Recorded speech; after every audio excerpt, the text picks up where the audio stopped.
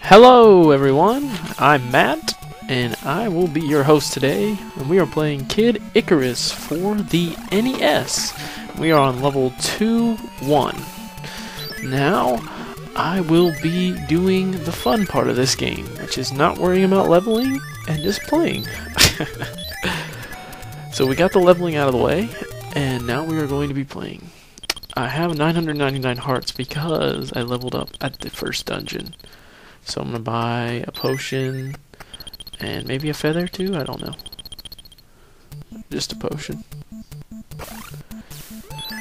These guys falling from the sky give you a lot of hearts. I try to stay and kill each 4 group because they give you, I don't know, 10 hearts it looks like.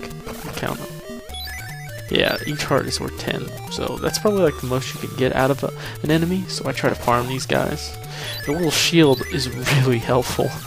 I'm not kidding, that's why I always pick it first. It gets about 90% of the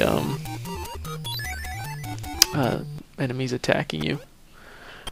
This is like the longest level in the game, I think. Maybe not the longest, or maybe not the hardest, but definitely the longest, that's for sure.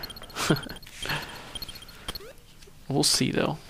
There is, let me see what is in this level. There is an attack power-up station. There is an endurance game, which gives you, I think I'm going to get the longbow, and which extends your, the length of your arrow shot. And then, what else is there? That's about it, really. There's an endurance room and an attack power-up in this room. It's not very difficult. A fun level, though. Kind of strange enemies, I'm starting to realize. That this game has not the best controls and not the best graphics. I mean, it was made in 1986, but no, it's not going to have great graphics, but it has really good music going for it, and it also has really neat character design. Looks like they made the enemies match the backdrop of the game really well. Like it's never like a strange enemy. Like, what is that?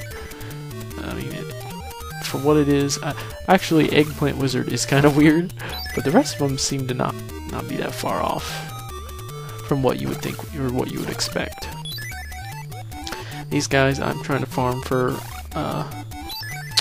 hearts. I'm just trying to, every chance I get, I'm trying to stock up on items, because the more you have, the easier the game will be. So usually, even though I'm not leveling up as far as like killing enemies, I'm leveling up as far as it, or you can call it leveling up. I'm just collecting things, tons of hearts. Let's see, a couple of the items. There's the feather, I explained that. There's the potion, I explained that. The other item I didn't explain was a barrel. And you're thinking, what's a barrel for? And I thought that was strange too, but if you get a barrel, you can hold 8 potions. And I think without a barrel, you can only hold maybe 2 or just 1. So, it's really helpful in that situation. Is this the first? No, this is another room. See, I've already got back up close to 999, so I'm going to just keep buying stuff. I think I'll buy a barrel here. Boom, got a barrel. There's a rare item that you don't see that often. It's called a credit card, and I guess what it does is it gives you like the ability to buy lots of stuff from the markets. I don't particularly know. I've only gotten it once. I never got to try it. I think I just got it and said I was just playing around, and I probably died, or I just stopped playing. But if you get it, you can use it to buy things, but I think you have to pay back what you buy. I'm not particularly sure how it works, but you don't see it that often. Whoa, this level drags on for quite a while, but it's very fun, to be honest with you, the platforming and the killing and stuff. I was noticing some things though, and I don't know if this is true, I don't want to say any of this is fact, but there's a lot of things that I feel like look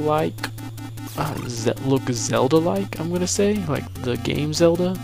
And one of them is the sentries. That looks very much like something like, it almost looks just like Zelda. The other thing was the refill stations look just like the refill stations in Zelda, you know, little rooms. The markets almost look the same, you know, so you can't kill the guy who's selling stuff. Oh yeah, that was another trick that I picked up. If you plug in the second controller, I never tried it, you guys are welcome to. If you plug in the second controller when you're in a market, and press A and B, or tap A and B, you can barter with the market guy, and the prices will lower. So I haven't tried it, and you guys should. If you try it and you know you can, or if you've done it before, go ahead and tell me about it. I'd like to know how it works, or if it actually works. I just never got around to doing it. Here, I'll say it again, this is a system I have written down. I got it from a guide on the internet, and I'll post it in the info section below on how or where you can find it. But it cracks this little system so you can get all the items. It's pretty cool. What did I get here? I got a feather. It's pretty cool. I just saw something really funny on my TV. It was from Tosh.0, if you ever watch that show. It's a pretty funny show. Another thing that is interesting about this game is that the Japanese version, I think, was released 1 year earlier than the North American version, and it came with its own save slot. So like Zelda has 3 save slots, you could save your game. Now, when they brought it over to America, I think maybe in that time it cost more money to put a save slot system in a game. Like I think you had to put a battery in there and a couple other components. And so when they brought it over to North America, they took that out and they put in the password system that we have. And each password, 6, let's see, 6, 12, 18, there's 21 passwords. And the passwords are 21 letters long. And it's ridiculous. I don't really, why didn't they do that? I don't understand. They give you so many options. You can actually get quite confused. It's a good thing I had the video capture software, because when I got a password I would take a picture of it, and that way I wouldn't get confused in my writing and translating it. They got uppercase, lowercase. Okay, well, what is this here? Sorry, cut myself off there. We come into the first endurance game. Or no, this is a strength room. And because I killed enough enemies and I didn't get hit enough, basically you saw what I did. I just took my time and I killed a couple sets of each enemy, and I had enough to get the next upgrade. So I think we're 2 arrows in now. 2 arrows indicates how high your strength is. I think maybe you have an attack power of 3 with the 2 arrows, because you get 1 from the start.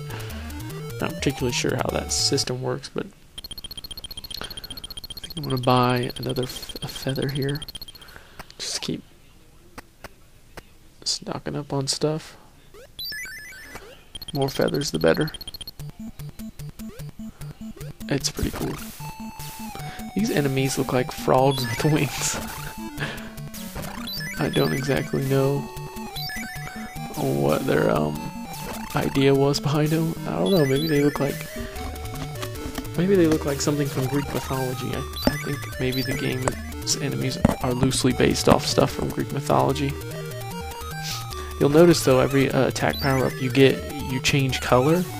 Like I don't know what the system is behind the coloring. Right now we're pink, we're the pink pit, but I think the last one blue maybe. So we got the attack power up. There's going to be an endurance game coming up at the very end, I think. Yeah, it's up here real high. It's pretty funny. The endurance games are like almost a joke when you get to this level. They aren't very hard. And when you get the long bow and the fire arrow combined, they're even a bigger joke. Like, there is no difficulty to this really. Just take a couple hits, stand there, take maybe like 2 or 3 hits, and then you get your upgrade. The funny thing though is if you leave the room without doing it, like if I was just to jump over and exit out that door right now, it would say you are a weakling, and the game puts you down. So, but I think after this the level's pretty much over. So I think this is the end of part 3.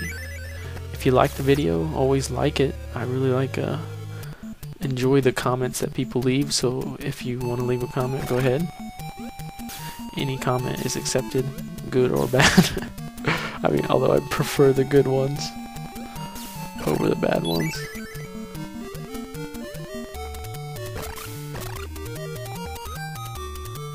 This jump right here is like one of the longest jumps in the game, I think, that little gap. And then that's another upgrade room in case, or strength room in case you missed the first one.